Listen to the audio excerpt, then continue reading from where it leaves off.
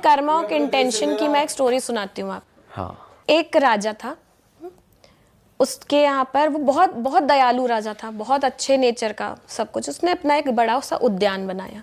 वहाँ पे उसने 100 साधुओं को बुलाया कि अब मैं इनका भोजन कराऊंगा, इसका जो उद्यान बनाया उसका उद्घाटन करना है। अब भोजन कराया, भोजन कराते से पहले उन्होंने पैर वैर धोए, सबके चरण स्पर्श किया, आशीर्वाद लिया, सब किया, भोजन कराया।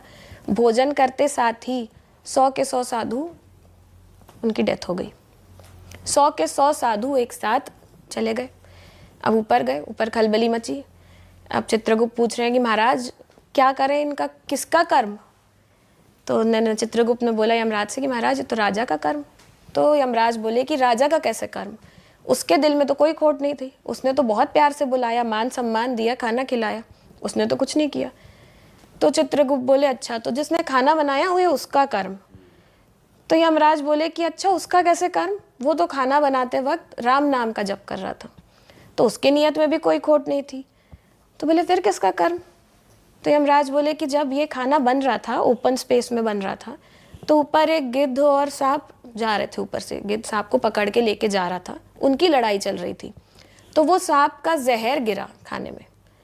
तो चित्रगुप्त बोले कि अच्छा अब मैं समझ गया, ये सांप का कर्म है। अब यमराज बोले कि कैसे हुआ सांप का कर्म? सांप तो अपनी जान बचा रहा था, उसकी जान बचाने में उसका जो गिरा रक्त गिरा, जो उसमें से पॉइजन आया, वो उसकी तो गलती नहीं है। तो बोले अच्छा तो फिर वो गिद्ध का कर्म। तो बोले गिद्ध तो अपने बच्चों के लिए खाना लेके जा रहा था, उसके 3 छोटे छोटे बच्चे हैं, वो वेट कर रहे थे।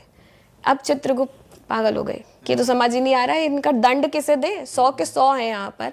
उन्हें भी समझ नहीं आ रहा 100 साधुओं कि हमने ऐसा क्या किया, भाई हम तो साधु हैं, हम क्यों हैं यहाँ पर? तो यमराज बोले अच्छा सब्र करो, इसका जवाब मिलेगा जल्दी। कई साल बीत गए, वो साधुओं को इंसाफ ही नहीं मिल रहा था, उन्हें समझ नहीं आ रहा था जाना कहाँ है, किस तरफ उठ बैठेगा, किस करवट। अब एक दिन कई साल बाद एक आदमी इस जंगल से जा रहा था। एक बूढ़ी औरत थी वहाँ पर जो लकड़ियाँ काट रही थी। उस आदमी ने बूढ़ी औरत से पूछा कि यहाँ पे एक महाराज रहते हैं, राजा रहते हैं, कहाँ रहते हैं? तुरंत वो बूढ़ी औरत ने जवाब दिया अच्छा वो राजा जिसने 100 साधुओं को मार दिया था। तुरंत यमराज ने बोला चित्रगुप्त को कि वो देखो वो उसका कर्म, वो बूढ़ी औरत का, क्योंकि यहाँ पर किसी का भी इंटेंशन खराब नहीं था। इंटेंशन किसका खराब निकला? वो बूढ़ी औरत का।